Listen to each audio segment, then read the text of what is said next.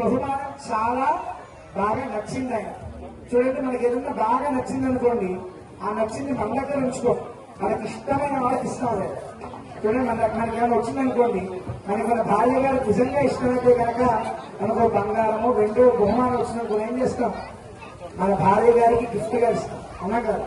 అలాగా రామచంద్రమూర్తి కూడా ఆయనకి ఈ ముత్యాలమాల వచ్చింది, దేవుడిని పంపించాడు కదా. ఆ ముత్యాలమాలని ఇది నా మెడలో కంటే సీతాదేవి మెడలో ఉంటే చాలా అందంగా ఉంటుంది అని రాముడు ఆ మాలని తీసి సీతాదేవి మెడలో వేశాడు.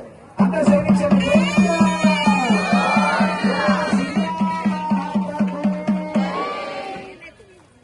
సీతాదేవి మెడలో ఆ మాలని వేసిన వెంటనే సీతాదేవి చాలా సంతోషించింది.